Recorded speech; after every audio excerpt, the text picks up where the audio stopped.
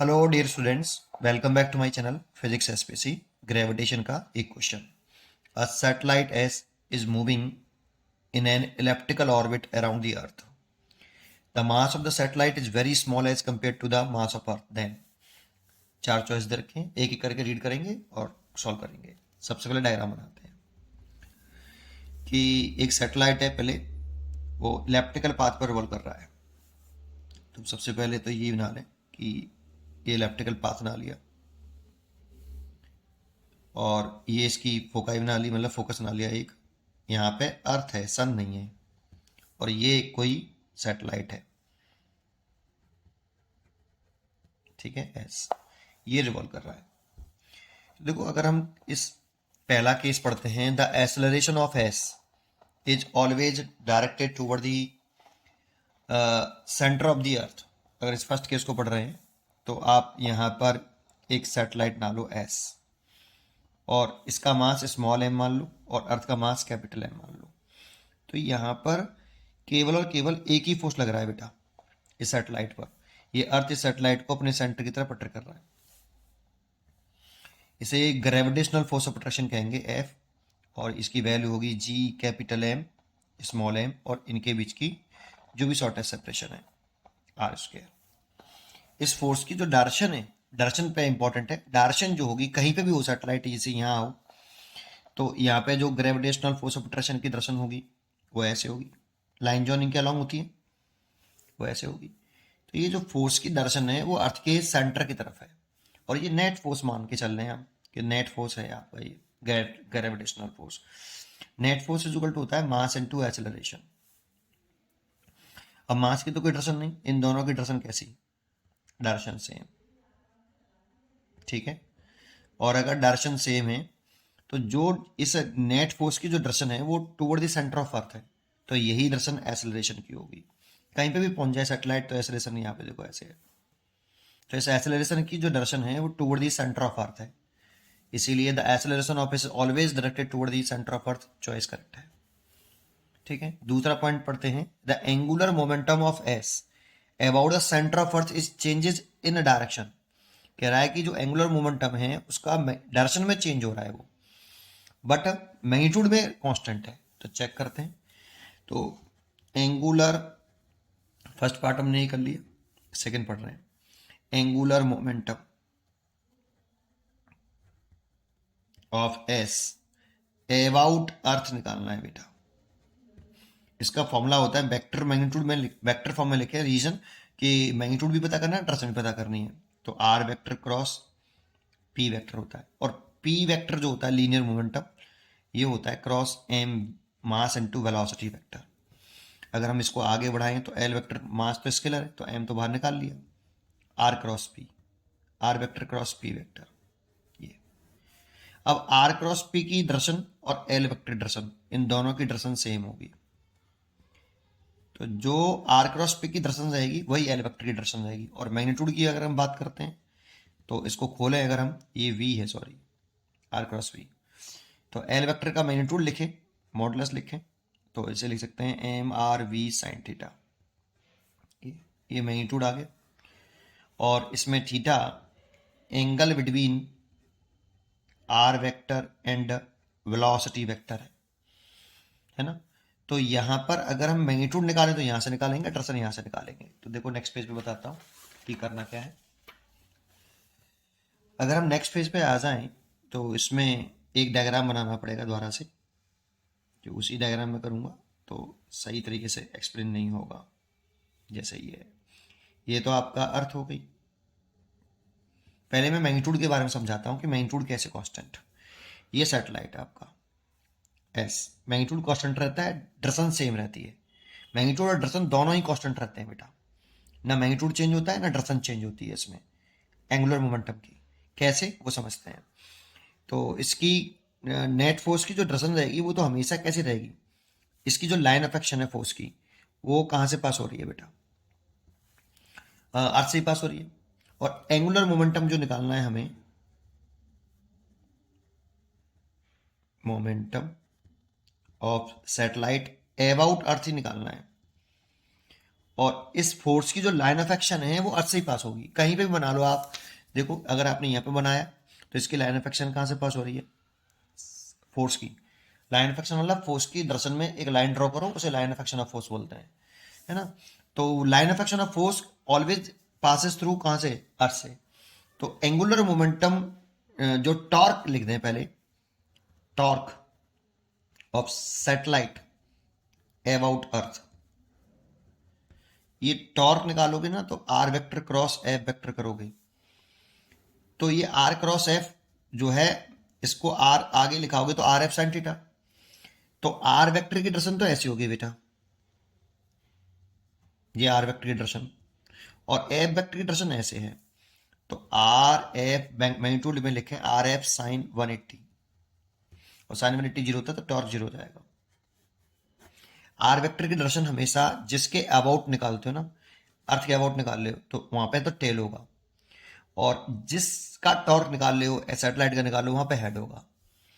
इसीलिए are vector cross F करेंगे तो एफ की डायरेक्शन ये है और आर की डायरेक्शन ये है। कहीं भी देखो, यहाँ पे देखोगे तो आर वेक्टर की डायरेक्शन ये हो जाएगी और एफ वेक्टर की डायरेक्शन ये है, कितना एंगल 180 डिग्री, तो टॉर्क कितना रहने वाला, जीरो। अब टॉर्क जीरो है तो angular momentum tau is equal to होता है D L by D T, ये, और टॉर्क अगर जीरो, ये ऑलवेज जीरो होगा बेटा, टॉर्क अगर ये जीरो तो D L by D T zero, और D L by D T zero तो एल कैसा, कांस्टेंट, क्योंकि कांस्टेंट टर्म का differentiation D over D T कोई भी कांस्टेंट टर्म हो तो इसका डिफरेंशिएशन जीरो होता है। तो बेटा यहाँ पे एल कांस्टेंट रहा होगा तभी तो इसका डिफरेंशिएशन जीरो होगा, अदरवाइज डिफरेंशिएशन जीरो नहीं होगा। या डी एल बराबर जीरो तो small change in angular momentum zero, then angular momentum constant, ऐसे भी सोच सकते हो। तो एल कांस्टेंट, तो मैग्नीट्यूड में तो एल कांस्टेंट है, मैग्नीट्यूड में तो एल कांस्टेंट है, ये मैंने प्रूव करके दिखाया आपको। अब रही बात डायरेक्शन की, तो अगर हम डायरेक्शन की अगर चर्चा करें कि डायरेक्शन कैसे कांस्टेंट, डायरेक्शन भी कांस्टेंट रहती है बेटा, डायरेक्शन भी चेंज नहीं होती। ये देखो ये सन है और ये सैटेलाइट है, तो आर की डायरेक्शन तो हमेशा कैसे होगी जानते हो, हेड आर इस सैटेलाइट पर रहेगा और टेल आपका अर्थ पर रहेगा, ये आर वेक्टर हो गया।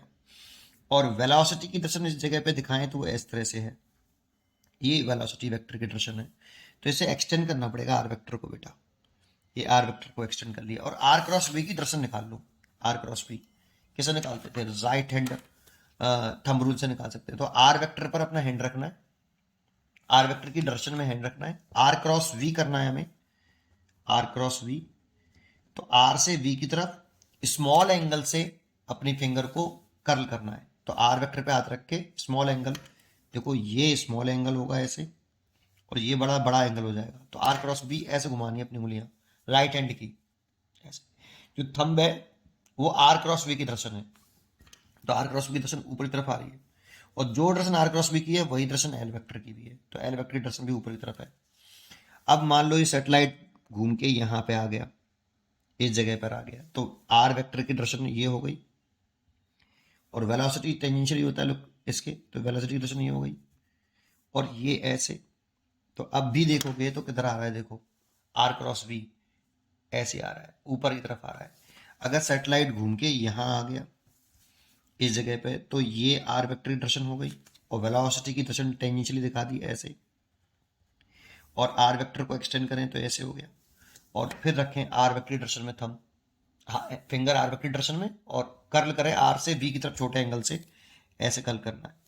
तो देखो किधर आ रहा है, ऊपर की तरफ, अभी भी ऊपर की तरफ आ रही है। इसीलिए मैं कहूँगा कि डायरेक्शन भी चेंज नहीं हो रही और मैग्नीट्यूड भी चेंज नहीं हो रहा, तो एल मैग्नीट्यूड में भी कांस्टेंट है और L as well as direction में भी कांस्टेंट है, तो एल वेक्टर कांस्टेंट है बेटा। एल वेक्टर कांस्टेंट होने का मतलब magnitude as well as direction both are constant, कोई चेंज नहीं हो रहा। इसमें कह रहा है कि the angular momentum of S about the centre of earth change in direction, direction में चेंज हो रहा है बट मैग्नीट्यूड रिमेन्स कांस्टेंट, तो ये गलत है। मैं ये वाली बात सही है और ये वाली बात इसमें कह रहा है कि डायरेक्शन चेंज हो रही है, ये गलत है, इसलिए बी चॉइस इज रॉन्ग। ठीक है, सी वाली पार्ट की अगर हम बात करें, the total mechanical energy of S is varies periodically with time.